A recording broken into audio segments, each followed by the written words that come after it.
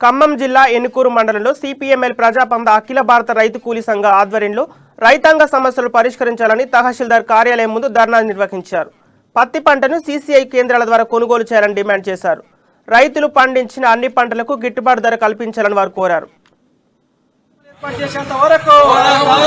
ఏర్పాటు చేయాలి పత్తి కొనుగోలు కేంద్రాలను వెంటనే ఏర్పాటు చేయాలి పత్తి కొనుగోలు కేంద్రాలను వెంటనే ఏర్పాటు చేయాలి పత్తి కొనుగోలు కేంద్రాలను వెంటనే అఖిల భారత రైతు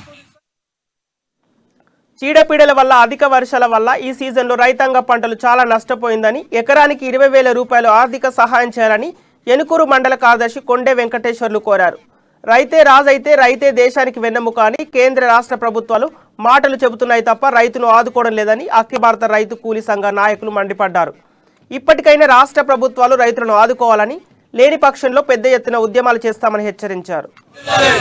అఖిల భారత రైతు కూలీ సంఘం పోరాడతాం పత్తి కొనుగోలు కేంద్రాలు చేసేంత వరకు పోరాడతాం పత్తి కొనుగోలు కేంద్రాలు ఏర్పాటు చేసేంత వరకు ఏర్పాటు చేయాలి పత్తి కొనుగోలు కేంద్రాలను వెంటనే ఏర్పాటు చేయాలి పత్తి కొనుగోలు కేంద్రాలను వెంటనే ఏర్పాటు చేయాలి పత్తి కొనుగోలు కేంద్రాన్ని వెంటనే అఖిల భారత రైతు కూలీ సంఘం అఖిల భారత రైతు కూలీ సంఘం పోరాడతాం పత్తి కొనుగోలు కేంద్రాలు చేసేంత వరకు పోరాడతాం పత్తి కొనుగోలు కేంద్రాలు ఏర్పాటు చేసేంత వరకు ఏర్పాటు చేయాలి పత్తి కొనుగోలు కేంద్రాలను వెంటనే ఏర్పాటు చేయాలి పత్తి కొనుగోలు కేంద్రాలను వెంటనే ఏర్పాటు చేయాలి పత్తి కొనుగోలు కేంద్రాన్ని వెంటనే